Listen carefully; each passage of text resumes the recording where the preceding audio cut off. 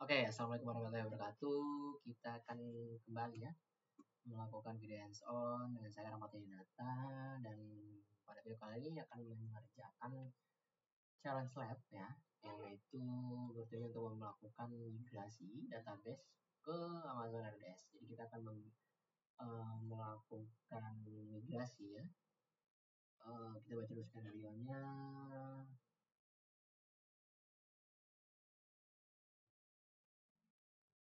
Cafe currently menggunakan single Amazon Elastic Compute Cloud Amazon itu untuk instance to host its web server, database, and application cloud.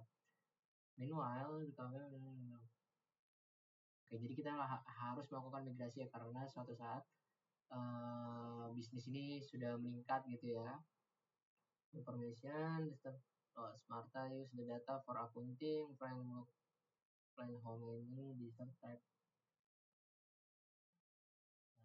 Seperti itu, kita akan membuat RDS database instance, lalu melakukan export data dari MariaDB database menggunakan MySQL dump, lalu menghubungkan SQL client ke RDS database. Setelah itu kita melakukan migrasi data dari MariaDB database yang berjalan pada EC2 instance ke RDS database instance, seperti itu. Lalu kita yang terakhir akan mengkonfigurasi web application yang digunakan pada RDS baru ya, instance baru untuk data storage seperti itu. Langsung saja di sini kita buka untuk environment lab-nya. Ya, di sini dikarenakan challenge, jadi nanti ada beberapa pertanyaan ya. Kita lanjutin dulu deh, kita selesai dulu. Langkah pertama kita akan membuat creating RDS.instance ya. Oke. Cari RDS ya.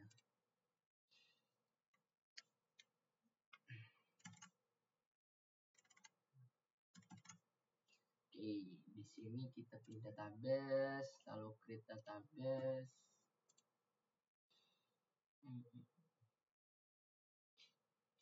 Di optionnya kita pilih yang MariaDB. Setelah itu template-nya kita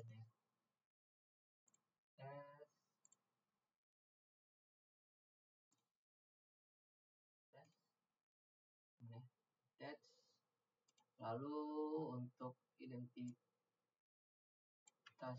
kita buat ini cafe database seperti itu ya. Lalu masukkan masternya yaitu admin, dan passwordnya di sini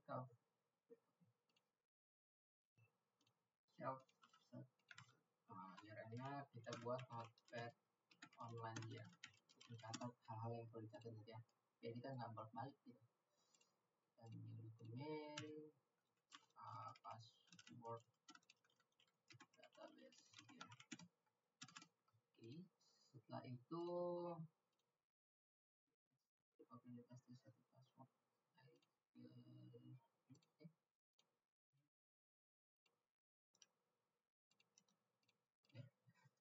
Setelah itu di index configuration burst classes, lalu kita pilih yang DB3 micro. Oke, setelah itu untuk storage-nya di sini kita menggunakan GP2 yang 20 ya. Right, lanjut availability download create standby. Oke. Setelah itu untuk connectivity-nya di bagian ini kita pilih live VPC. Selanjutnya kita DBS yang sudah secara default ya. Lalu public access-nya kita buat no. Untuk testing security group-nya kita pilih yang DBS ini. Setelah itu availability zone-nya kita USS ya. Selanjutnya portnya tetap ini ya, default aja 3306. Setelah itu monitoringnya kita enable clear ya, ini ini. Selanjutnya kita aja. Sepertinya kita sudah selesai untuk membuat database-nya. Kita tunggu, memang memakan waktu beberapa menit ini sampai statusnya availability.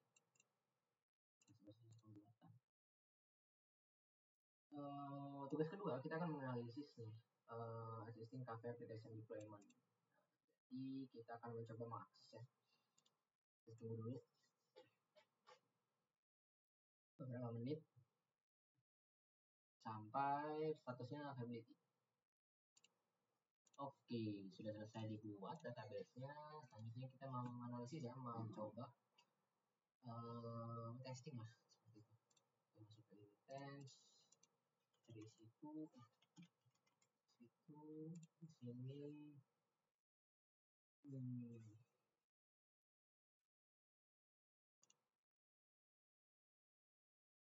Copy ini, copy.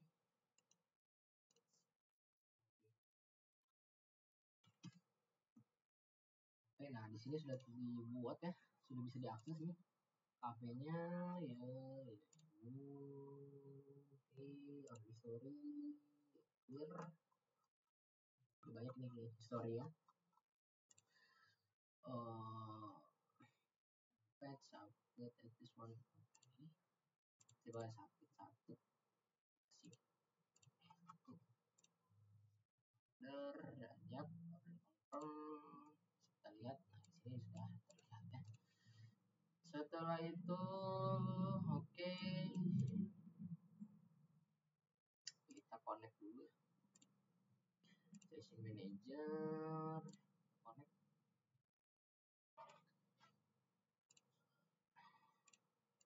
Lalu kita copy aja nih komen-komennya untuk komen lain di komen lain ini. Setelah kita connect ya, kita copy di sini. Ini sebagai isi to user ya. Selanjutnya kita bisa lanjut nih ke tugas ketiga, yaitu kita akan mulai bekerja dengan database pada EC2 Intense. Bisa kita copy aja ini, kita paste,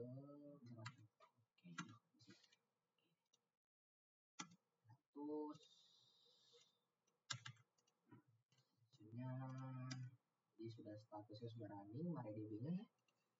Oke, setelah itu kita cari secret manager.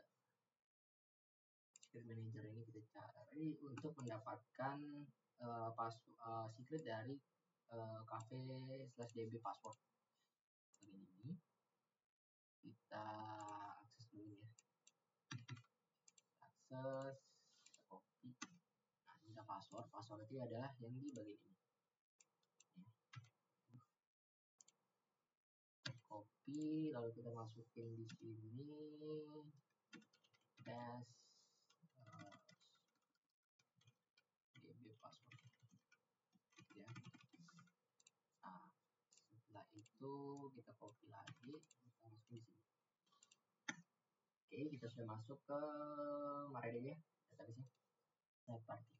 Lalu kita jalankan ini untuk melihat database. Kita sambungkan ini ya secara detail. Database yang ada itu cafe database, SQL dan test. Kita akan masuk ke database yang cafe. Selanjutnya kita melihat tabel-tabel apa saja yang sudah ada di database ini. Database change. Oh, kita ngomong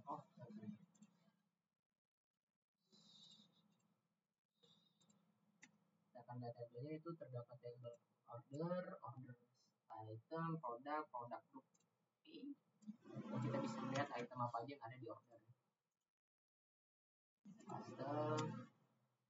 Item ini list dari order number ya, atau ID ada, sudah ada. Oke, cukup ya. Lalu kita bisa juga melihat order itemnya apa aja yang di order. List, order item, order item number, product ID, dan quantity berapa. dan juga mau tahu apa ya, nominal dari suatu order number gitu ya, berapa stoknya harus biaya gitu. Setelah itu kita bisa exit. Setelah itu kita bisa menjalankan ini ya, to capture apa sih? Untuk menangkal atau menyimpan ya data yang sudah ada, kita bisa menyimpannya ke cafe db.sql. Lihat dulu deh. Jadi data yang ada di sini simpan. Kita gunain password yang tadi, awalnya cafe, copy, kita paste lagi, kita enter. Oh, salah. Kita pakai ini. Oke, setelah itu kita bisa lihat, nah di sini ya sudah ada ya, sudah tersimpan. Setelah itu kita lanjut untuk melihat ya, kita memastikan get ini sudah terlihat ya, isi dari file tersebut yang tadi kita menyimpannya, lalu kita melanjutkan untuk working with the RDS database. Jadi in this step you first answer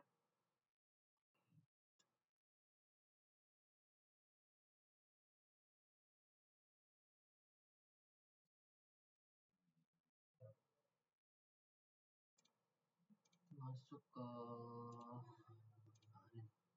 ini RDS, lalu kita bisa menjawab pertanyaan terlebih dahulu deh. Dapat pertanyaannya di bagian ini. Di bagian ini kita ke database dan lalu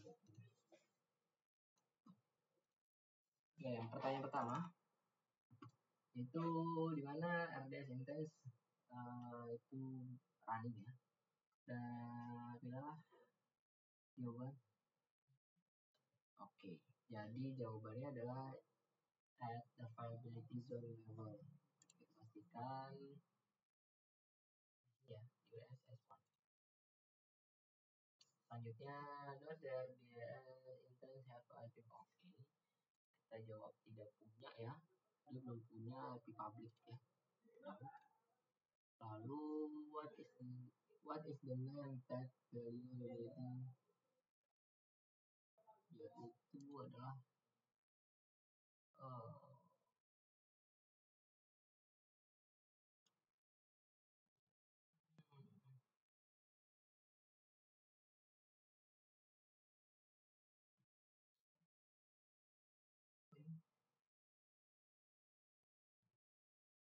physical component.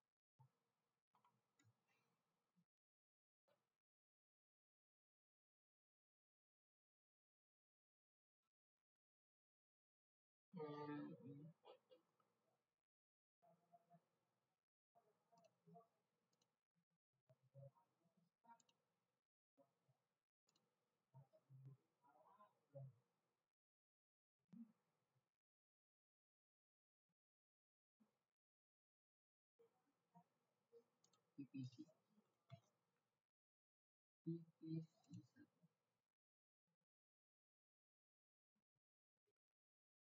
Private subnet ya.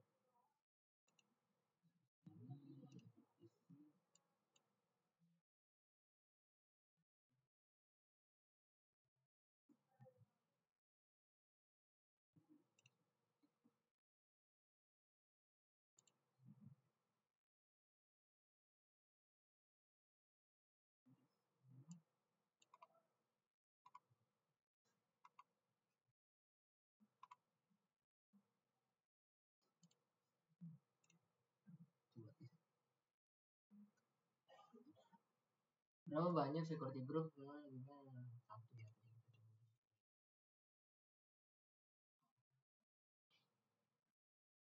Kita coba submit.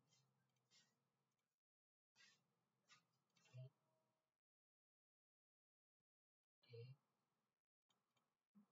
Submit juga.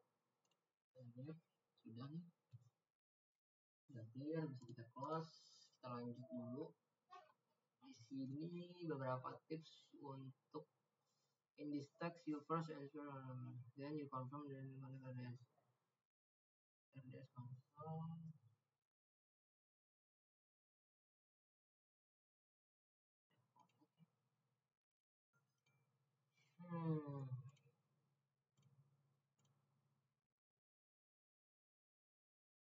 RDS endpoint. Oh, kita masuk ke sini. Kita connect ya. Connect sini dan juga endpointnya itu berasal dari database cafe database ini. Kita paste, enter, lalu di bagian ini kita pilih yang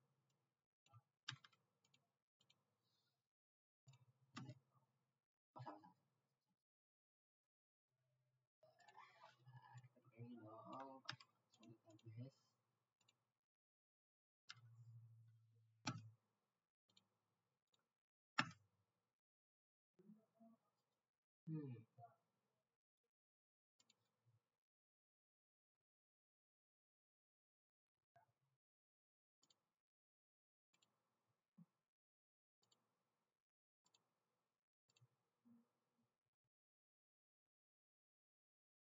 Cukup lama nih.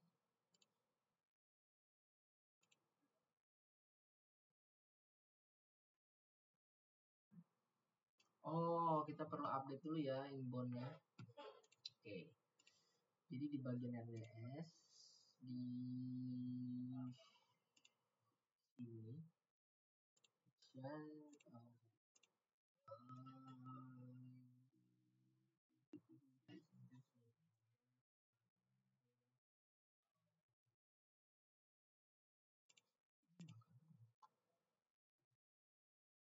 masuk RDS, masuk ke database. Oke, tapi isi ini harus bisa di sini dong. Nah, di security group ini kita atur edit inbound ya. Bagian ini kita inbound terus. Oh, ada terus ya. Kita cari yang MySQL. Dia customnya kita oke,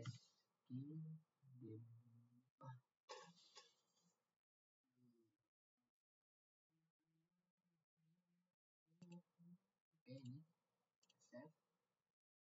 Lalu kita coba lagi, kita paste lagi, copy ke enter.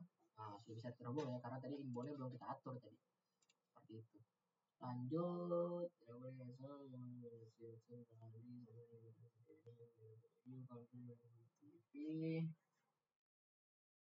perlu open. Oke, sudah clear. Kita disconnect aja. Kita udah pastikan inboundnya sudah bisa di connect ya. Untuk apa? Bagian ini tadi, bagian dari cafe database seperti itu. Nah, selanjutnya kita masuk untuk mengimport data yang sudah kita simpan tadi ke RDS database intense. Seperti itu. Kita copy ini, komen ini, kita paste, tapi jangan lupa kita ganti dengan endpoint dari RDS.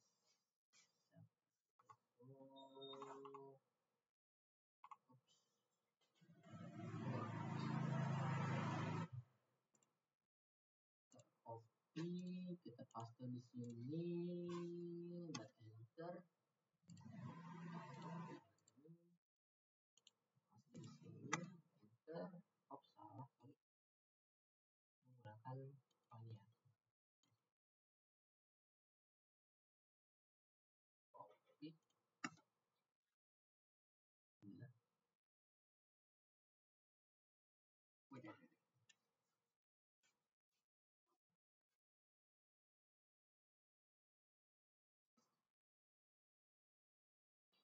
password enter password RDS instance.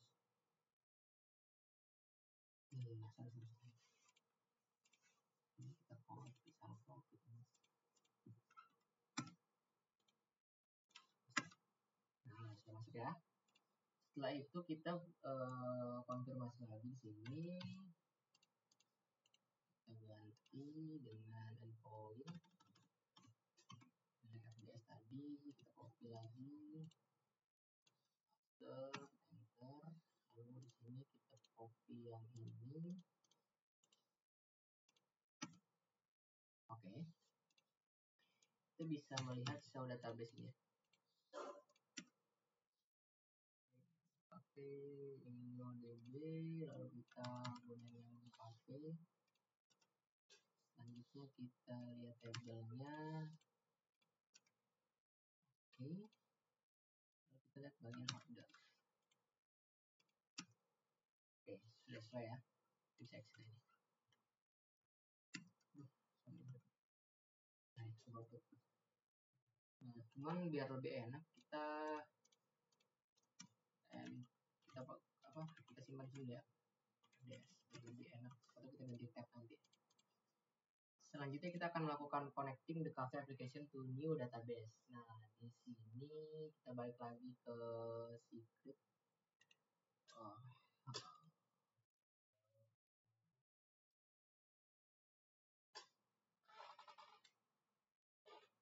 Jadi kita perlu mengupdate secret dari after the update which database probably recall from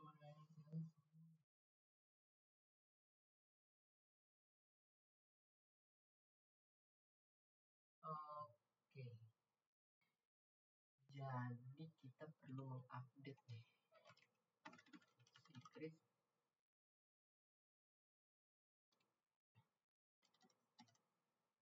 Ini ya. Jadi kita perlu menggantinya.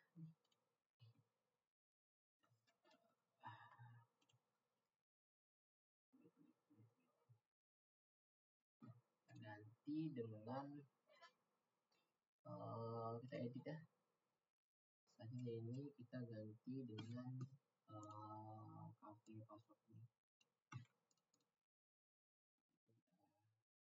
Kita save. Selanjutnya kita masuk ke secret lagi. Lalu kita update yang cafe DB user. Ini kita ganti menjadi admin ya, bisa jadi admin. Karena tadi sudah menyesuaikan jadi admin. Oke, di secret kita ubah lagi yang berkaitan ya. DB URL ini kita ganti menjadi endpoint. Endpoint milik RDS tadi. Copy, paste di sini, kita save. Oke, kembalikan dan yap, sudah berhasil. Selanjutnya kita bisa mencoba melanjutkan ya, yaitu dengan verifikasinya di sini.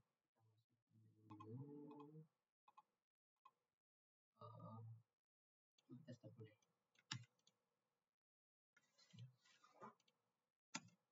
Stop. Dan ya, kita stop, maka ini akan still running. Coba connect sini, kita refresh home ya, aman ya, menu story nih ya. Jadi memang ini menu PHP aman ya. Ini masih bisa diakses malam hari ini. Everyone at the logo is happy with the result that was made Sofia, dan dia sekarang memiliki free time to on weekends Sofia takes minute to Jadi kesimpulannya bahwasanya kita sudah membuat sebuah RDS database intense. Lalu kita melakukan export data dari MariaDB database menggunakan MySQL DAM tadi yang sudah kita simpan ya. Lalu kita menghubungkan SQL client-nya ke RDS database. Nah, setelah itu kita melakukan migrasi data. dari MariaDB database yang berjalan di EC2 Intense, kita migrate ke RDS database Intense seperti itu. Nah, selanjutnya kita mengkonfigurasi agar web application ini menggunakan RDS database Intense baru untuk data storage. Jadi walaupun MariaDB-nya off ya atau kita stop tadi, maka masih bisa berjalan seperti itu. Nah, coba kita submit. Apakah pekerjaan kita sudah benar? Lama nih.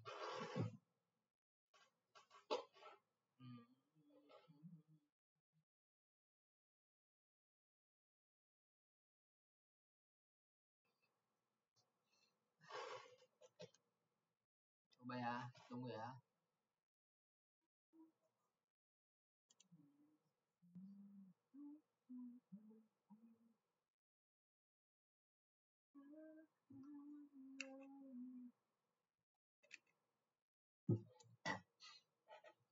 Kita tunggu dan sebentar.